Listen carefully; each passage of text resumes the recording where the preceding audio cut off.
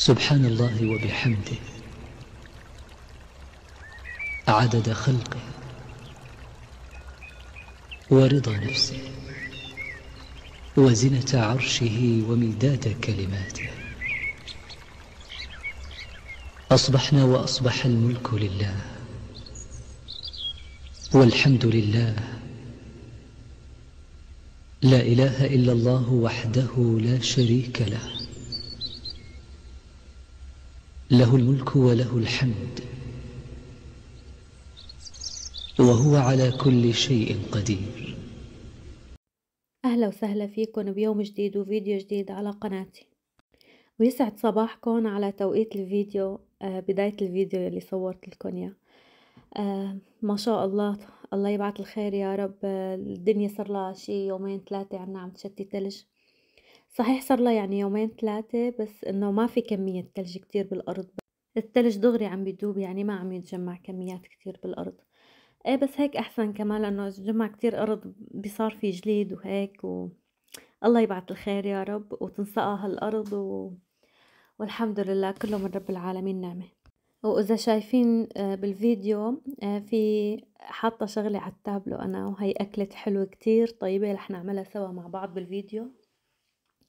أنا كنت أخذة معي لرفقاتي بالكورس. امبارح كنا عم نحكي على الحلو هيك، وكان في وحدة جايبة معها مثل البيتي فور، يعني هو مو بيتي فور، هيك بين البيتي فور وبين البسكوت. فقلت لهم بكرة أنا رح ضوقكم الأكلة يلي عملتها. ما كنت ناوية آخد، بس سبحان الله كيف هيك صارت يعني.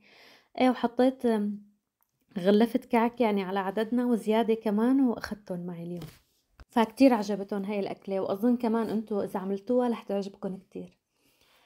صاروا يسألوني إنه كيف عملتيها وشو حاطتي لها وهيك، قلت لهم خلص رح نزل فيديو على اليوتيوب فيكم تشوفوه. بس هن ما بيحكوا عربي، يعني ما رح يفهموا علي شو عم بحكي، بس قلت لهم خلص شوفوا، بتشوفوا الطريقة وبتعرفوا كيف. وأظن كمان مو كل الناس يلي عم تتابعني وتشوف الفيديو رح تعرف هاي الأكلة، لأنه بالعادة هاي الأكلة مشهورة بمنطقتنا، يعني منطقة الزبداني وجبال القلمون. يعني باقي المناطق بسوريا هن بيعملوا قراص، بس مو مثل اللي نحن بنعملها، طريقة تانية يعني.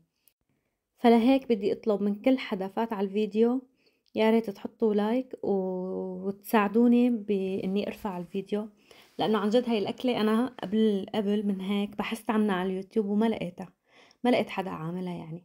ف بدي تساعدوني لنرفع الفيديو مع بعض، يعني ندعم الفيديو. كيف بندعم الفيديو؟ انه نحط اعجاب ونشارك الفيديو، يعني اذا عندكم جروبات واتساب او على الفيس او اي مكان، مشاركة للفيديو بترفعه، وهيك بتكونوا ساعدتوني بإني أرفع هالفيديو وأرجي أكلتنا الزبدانية لأنحاء العالم. ويلي لسه ما اشترك بالقناة وأول مرة بفوت على قناتنا، لا تنسوا تشتركوا وتضغطوا على يعني تفعلوا. لا، كل مرة بدي أقول هاي الجملة بخربط فيها وبرجع بمحي الصوت، وهلأ ما لح أمحي. بدي كمل. يلي أول مرة بيفوت معنا على الفيديو لا ينسى يشترك بالقناة ويفعل جرس التنبيهات على الكل. ويلا يلا مع بعض لنبلش الفيديو. كربج لساني ما تواخذوني، يعني لسه ما أخذ لساني على هيدي الجمل يلي بكل فيديو لازم نكررها ونعيدها، لأنه إذا ما ذكرناكم بالاشتراك وإنه تحطوا لايك ما حدا بيحط لايك، لازم نضل نذكركم. يلي بيعرف هاي الأكلة يلي رح نعملها هلأ وبيعملها، يا ريت تكتبوا لي بالتعليقات. انا كتير حابه اعرف انه اذا هاي الاكله مشهوره بغير منطقتنا ولا لا، لانه مثل ما قلت لكم انا دورت على هذا الشيء قبل بمره وما لقيت غير انه بس اهل القلمون، جبال القلمون، منطقه ريف الشام وجبال القلمون الزبداني مضايا بلودان، هدول هاي المنطقه يعني يلي بتعمل هاي النوعيه من القراص. يلي بيعملها يكتب لي بالتعليقات. اول شي حطيت بدي لتر من الحليب، حطيته بالطنجرة وخليته ليغلي. انا مو شرط يغلي، لانه هذا الحليب نحن حطيناه هو مغلي قبل، يعني حليب مبستر. بس اذا حليب تازة او مو مغلي قبل بمرة لا لازم نغلي، بس هو بكل الاحوال نحن بدنا الحليب يسخن يعني. فحطيته بطنجرة واسعة شوي لانه لسه بدي احط فوقه اضافات. ومثل ما شايفين كنت عم زين السمنة. انا بدي احط لكيلو الحليب هو بده نص كيلو من الدهون. شو هي الدهون؟ انا رح احط قالب زبدة. قالب الزبدة هو 250 جرام، وحطيت كمان 200 جرام من السمنة. وهلأ بس سخن الحليب معنا طفيت الغاز تحته لأنه ما عاد بدي، يعني إذا بدي خلي الغاز شغال فحيضل الحليب سخن وحيطول كتير لحتى يبرد وأحسن أعجن العجينة. فأنا هيك بعمل، بغلي الحليب بعدين بضيف فوقه هول المكونات، أما هدول ببردوه للحليب وبنفس الوقت بيدوبوا. فنزلت على الحليب بكيلو سكر، ودوبت السكر هيك ضل حركته يعني لحتى يدوب شوي، وحطيت السمنة وهيدي قالب الزبدة حطيتهم. هدول بدي اياهم يدوبوا يعني مع الحليب، وعلى سخونة الحليب هلأ بدوبوا. فيكن تحطوا كل هاي المكونات من البداية، يعني هو الحليب بارد وتشغلوه تحتهم، بس مثل ما قلت لكم بيطول الحليب كتير ليبرد، يعني بتطول معكم العجينة لحتى تصار، فهيك الطريقة أسهل، هيك بدوب الحليب أسرع معنا. هيدي السوائل حطيتها بالطنجرة، وهلأ بدي بلش بالمكونات الجافة. أول شي جبت النجاط واسع مشان استحكم اعجن على سوا، ونخلت كيليين من الطحين. بدي لكم هاي المطبقية يعني أنا جبتها كبيرة واسعة بس مخصوص للكعك، فهيك بعجن فيها العجينة، وبعد ما أخلص كمان بحط قراص الكعك فيها وبغطيها فبيضلوا طرايا. وكل مرة أنا بعمل كعك فما بلاقي شي كبير إني أحط فيه الكعك بعد ما أخلص، لأنه بيطلع كمية منيحة. فجبت هاي المطبقية هي كتير كبيرة، وخلص خليتها بس مخصوص للكعك، ما حأستخدمها لشي تاني غير للكعك. حطيت كيليين طحين، وهلأ بدي احط عليهم ظرفين خميرة وظرفين بيكنج باودر وظرفين فانيلا. كمان بنخلهم حتى ما يكون فيهم تكتلات او شي، لانه بالعادة البيكنج باودر بكتل، يعني مثل ما شايفين ما بعرف ليش هيك بكتل، بس دائما هيك بصار. فبس على النخل بيمشي حاله كله بيفرط وبيدوب. وحطيت لهم تقريبا هيك شي ربع معلقة صغيرة من الملح، مو ضرورية مو ضروري يعني، بس انه هيك حطيت لهم نتفة. بتعرفوا الملح بيظهر طعمة الحلو، يعني بيطلع الطعمة هيك ظريفة. وللمنكهات يلي بحطها لهي الأكلة، هلأ هو في دقة كعك جاهزة بالسوق، بس أنا ما بشتري منها بصراحة، أنا بحط لحالي المكونات. فبحط معلقتين يانسون مطحون ناعم، وأنا بحب أحط بقلبها يانسون حب، كتير بحب هذا الشي. بس إذا أنتم ما بتحبوا فيكن بس تحطوا اليانسون المطحون. وحطيت لها معلقة كبيرة من المحلب، وهيك بخلط هدول المكونات الجافة اللي عملتهم، بخلطهم على سوا لحتى يتجانسوا. رح أعدلكن على السريع المكونات يلي حطيتها. هلأ حطيت لتر حليب وكيلو سكر و500 جرام من الدهون، زبدة وسمنة. وبالمكونات الناشفة وحطيت كيليين طحين، ظرفين خميرة، ظرفين فانيلا، وظرفين بيكنج باودر، معلقتين يانسون مطحون، معلقتين يانسون حب، ومعلقة محلب، ورشة ملح اختياري مو ضروري. بدي لكم هاي المكونات ممكن تاخد معكم من الكيليين للكيليين ونص طحين. هلا هو العيار كيليين، بس انا لقيت وقت عجنت العجينه لقيتها لسه بتحتاج شويه طحين، فحطيت لها رشه طحين. وانتو هذا الشي يعني انه حسب العجينه كيف تطلع معكم، اذا كانت مريقه بنضيف لها شويه طحين، وبجوز الكيليين يطلعوا منها حسب نوعيه الطحين. بتعرفوا انتو يعني في طحين بيمتص كتير سوائل، وفي طحين ما بيمتص. هون الحليب برد معي، ما برد للاخير، كان فاتر يعني. وحطيت المكونات السائله فوق الطحين، وهلا بدي بلش اعجنهم. وهون بهاي المرحلة إذا في حواليكن شي شاب أو رجال يعجلكن ياها للعجينة بتكونوا ريحتوا حالكن، لأنه عن جد كتير يعني إنه تقيلة.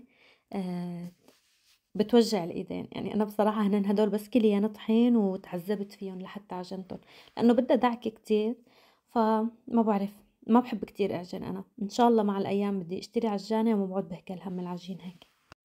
ايه شفتوا مبين بالتصوير انه العجينة كانت مريقة شوي، فلهيك ضفت لها رشتين طحين لحتى صار قوامها منيح. بنضل بنعجنها لحتى انه تتماسك العجينة ويصير قوامها منيح، وبغطيها وبريحها. ريحتها تقريبا شي ساعتين واكتر يعني. انا هون عجنتها شي الساعة 5 المساء، وكنت متقصدة هذا الشي، يعني انا ناطرة اولادي ليناموا لحتى اشتغل فيها على رواق، لانه مع الاولاد والله ما بينشغل، يعني انا عم اعجنها وهن فوق راسي، فكيف اذا بدي اشتغل وشغل الفرن حيعمولي قلبي. فلهيك قلت خلص بعجنها بجهزها، وبعدين بس يناموا الأولاد من غير شر بشتغل فيهم. وكل ما كانت كمية العجينة أكبر كل ما بتحتاج وقت للتخمير أكتر. يعني أنا عاملة كمية قليلة كيلين ولا شي. بتذكر ماما كانت أقل شي يعني وقت بدهم يعملوا كعك يعملوا أقل شي 5 كيلو. هاي إذا مو مكترين يكونوا يعملوا 5 كيلو طحين كعك. هاي العجينة هون بعد ما تخمرت قلت لكم تركتها ساعتين وأكتر، فهيك قوامة معنا. شايفين كيف متماسكة وما أحلاها. هلأ بصار بقطعها حسب القالب اللي عندي، يعني قد إيه بدي القطعة. أنا استخدمت قالبين هون، عندي قالب هاد اللي مبين عليكم هلأ، استعرت قالب خشب. وهي العجينة بتكون دبقة شوي، يعني هي هيك بتطلع. نحن ما بدنا كتير نكتر لها طحين بالعجن، لأنه إذا طلعت سميكة بتطلع ناشفة بعد الخبز، تطلع هيك معجنة، ما بتطلع كتير ظريفة. وشفتوا كنت عم أعمل القطع على الميزان، يعني لحتى يطلع كل قرص قد التاني ما يختلف عنه. وأنا دهنت الصينية بشوية زيت ودهنت إيدي، يعني وأنا عم شكل الكرات لحتى إنه ما تعذبني كتير. هي في ناس بيضيفوا زيت للعجينة وهن عم يعجنوها، بس إذا كنا حاطين القدر الكافي من الزبدة والسمنة ما بتحتاج زيت. فهيك بس إنه بنحط زيت، نحن عم نشكل الكرات مشان كرمال ما تلزق بإيدينا كتير. ما بدي أكتر من هيك بزيادة عليها. هلأ لبين ما أخلص الكرات أنا رح جاوب صبية على سؤال. سألتني إنه احكيلنا عن العيشة بألمانيا. هي ما قالت لي إذا هي عايشة بألمانيا ولا بدها تجي على ألمانيا، فأنا رح جاوبها على السؤال بحسب تجربتي يعني، وبحسب خبرتي بهالبلد. هلأ كل الناس آخدة فكرة عن الناس يلي عايشة بألمانيا إنها عايشة برفاهية ومتوفر لهم كل شي وكل شي صحح لهم، وهذا الحكي يعني للصراحة صحيح نوعًا ما، مو صحيح كامل. لأنه يعني صح الحمد لله هون إنه في مقومات للحياة، مقومات الحياة الأساسية اللي هي كهربا ومي ودفا ولبس وهيك إنه متوفرة الحمد لله رب العالمين. بس كمان بنفس الوقت ما في شي ببلاش. عن جد الضريبة يلي بيدفعها الإنسان يلي عايش بالغربة كمان كتير كبيرة. يعني الناس مو بس تحسب إنه ليكوا كيف عايشين، ليكوا كيف متوفر لهم كل شي، كل شي صحح لهم وناقصهم شي. كمان نحن العيشة يلي عايشينها يمكن انتو ما عم تشوفوا شو ناقصنا، انتو بس بتشوفوا شو عنا، فناقصنا كتير يعني. فلح حاول احكي لكم عن الشغلات يلي ناقصتنا بهالبلاد، والمسؤولية الكبيرة يلي متحملينها الناس يلي عايشين هون. كمان يمكن انتو ما عندكم فكرة عنها. انا طبعا يعني كلامي هلأ موجه للناس يلي برات اوروبا، لانه تقريبا الوضع باوروبا كله نفس الشي. فالمسؤولية كتير كبيرة، يعني بتلاقي الأم مسؤولة عن بيتها عن أطفالها، بدها تاخد ولادها على المدارس، بدها ترجعهم، مواعيد دكاترة. يعني بتصدقوا إنه هون النساء هي مو رفاهية عم تطلع شهادة السواقة، لأ، لأنه هي فعلا محتاجة إنها تكون عندها شهادة السواقة. بيكون زوجها بالشغل، شغله من الصبح للمساء، بيشتغل أقل شي 10 ساعات بالنهار، وبهذا الوقت مين بده يهتم بالولاد وياخدهم ويجيبهم؟ يعني هو الرجل بيكون بشغله، والمرأة بتحمل مسؤولية بيتها ومسؤولية الولاد، ويلا رايحة جاية عم تاخد ولد وترجع ولد، وهالولد ضعف على الدكتور، وهاد لازمه أواعي تروح بتجيب له، ومسؤوليات البيت وطبخ ونفخ. وعن جد المسؤولية كتير كبيرة، يعني إنه يمكن ما بحس بهالكلام غير يلي عايشه. وهي إذا ما كانت الوحدة كمان عم تشتغل لحتى تأمن يعني هي وزوجها حياة كريمة بهالبلاد. لأنه إذا شخص واحد لحاله هو اللي كان عم يشتغل، يعني خلص الراتب بس بكفيهم كأكل وشرب ومصاريف فواتير وبس، هيك ما بيحسنوا يجمعوا أو يأمنوا مستقبلهم لقدام. فيلي بده يأمن مستقبله، فهون عم تكون المرأة هي وزوجها عم يشتغلوا مع بعض. فعن جد المسؤولية كتير كبيرة، والشي يلي الناس عم تشوفه على السوشيال ميديا أو هيك، أو عن الناس يلي عايشة بأوروبا والقرايبين وهيك، بس عم يشوفوا الشي الظاهر إنه هنن شو عندهم، بس هنن ما عم يشوفوا إنه هدول الناس قديش عم تتعب وتشقى وتعاني لحتى يوصلوا لهذا الشي. وهي عدا عن الوحدة، يعني أغلب الناس الموجودين هون بتلاقيهم أهلهم بعاد عنهم، إنه بيمرضوا بيتعبوا بيحتاجوا لمساعدة، ما في حدا حدهم. مثلا الوحدة إذا احتاجت تخلي ولادها عند حدا أو حدا يقعد حد ولادها ما بتلاقي جد. يعني هون الوحدة أي مكان بدها تروح عليه بتروح هي ولادها، لأنه ما في مكان تخلي ولادها إلا إذا كان أبوهم بالبيت وتخليهم حدا. يعني بالبلاد العربية أغلب النساء بتجيب أولاد وما بتكون حاملة مسؤوليتهم بشكل كامل، بيكون في بيت جدهم وأمه وأمها وهن بيعتنوا بالأولاد يعني. كمان إلهم بيساهموا بترباية الولاد. هون ما في هذا الشي، لهيك هون الناس كتير بتفكر قبل ما تجيب ولد، لأنه مسؤولية هاد الولد بس على أهله وبس، ما في أي حدا إنه يساعدك بترباية الولد غير بس أهله. أنا هاي وجهة نظري وحكيت لكم شي كتير بسيط يعني. يا ريت إذا عندكم أي أسئلة تانية تكتبولي بالتعليقات وإن شاء الله بجاوبكم. فلأي حدا برات أوروبا رجاء لا تغركم الحياة بأوروبا وتقولوا إنه واو كل شي متوفر لهم، كل شي مأمن لهم. ما في شي بلا تمن، وكل شي الواحد بيدفع حقه لحتى يعيشه. طولت عليكم بالحكي، خلينا نرجع للفيديو. مثل ما انكم شايفين بلشت حط قطع القراص يلي قرصتهم بقلب القالب وشكلهم على شكل القرص يلي بدي اياه، ومحمية الفرن ومشغلته من فوق ومن تحت. وهلا هيك صار بحط صينية وبشيل صينية هيك لحتى تخلص معي الكمية يعني. هاي أول صينية شلتها من الفرن، دغري صورتها معكم، كانت سخنة يعني. الريحة بهاي المرحلة بتشق القلب يعني، عن جد شيء لا يقاوم. وهي أنا دغري فتحت قرص ودقته يعني، حتى كمان مشان شوف قلبه كيف. ما حسنت انطرن ليبردوا أو شي، هنن وسخنين دغري أكلت منه. عن جد بنصحكم انه تجربوا هاي الاكله، كتير كتير طيبه والولاد كتير بيحبوها. واذا عندكم اولاد بالمدارس فيكم تبعتوا معهم يعني جنب كاسه شاي بهالبردات ما بدها غير قرص كعك. هذا الكعك مو طيب حد القهوه مثل مو طيب حد الشاي. حد الشاي طعمته خرافيه. وليكم ما شاء الله على هالمنظر، عن جد شي بياخد العقل يعني. يا ريت الكاميرا هيك بتطلع الريحه.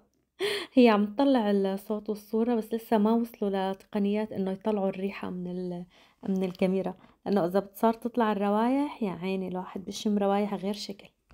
هون صرت اعمل القراص بالقالب التاني. هلا القالب التاني اكبر بيأسرع معنا العملية يعني، لانه بتكون التقريصة اكبر فبيخلص العجين معنا بسرعة. بس ما بعرف انا لقيت القراص يلي بهداك القالب الصغير مو عم يطلعوا أسمك من هذا القالب، فحسيتهم طالعين هيك أطيب.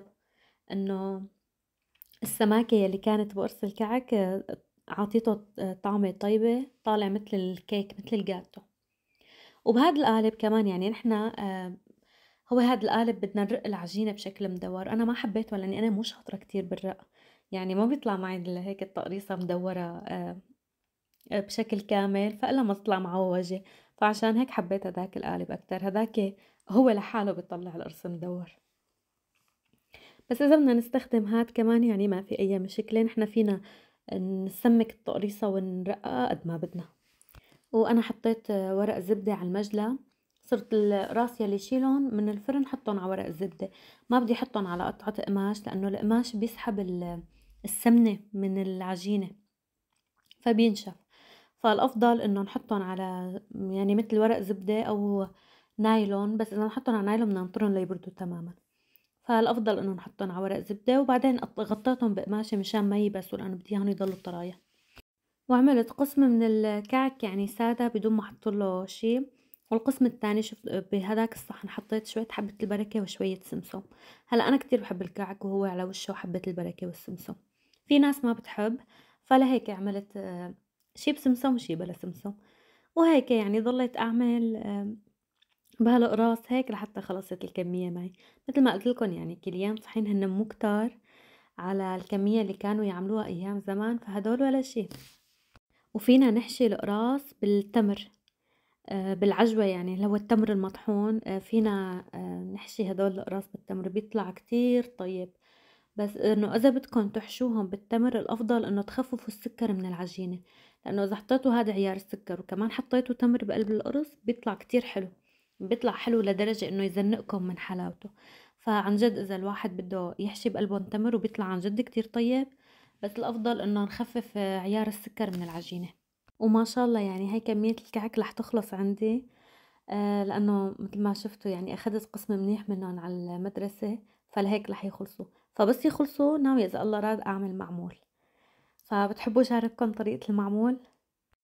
آخر من الشتاء بس تجي منبلش أكل حلو ووصفات وبنطلع من الشتاء سمنانين من ورا قد ما بنعمل أكلات حلو. لسه ما عم تخلص أول أكلة ونحن عم نفكر شو الأكلة التانية اللي بدنا نعملها. وهاد شكل الكعك كتير ظريف وكتير طيب وجربوه ويلي بيجربه يكتب لي بالتعليقات ويبعت لي صور لحتى شارك الصور مع باقي المتابعين. وهون كنت عم جهز شوية كعك لحتى اخدهم معي على المدرسة. لهون بنكون وصلنا لنهاية الفيديو، ان شاء الله يكون عجبكم وما تواخذوني اذا طولت عليكم شوي، بس حبيت لكم الطريقة بالتفصيل بالتفصيل كيف انا بعملها تماما، وحبيت جاوب الصبية على سؤالها، فلهيك طلع الفيديو طويل شوي. ان شاء الله يكون عجبكم، ان شاء الله نكون خفاف على قلبكم، ولا تنسوا انه تحطوا لايك على الفيديو وتشتركوا بالقناة. وهلأ بدي اقولكم سلام.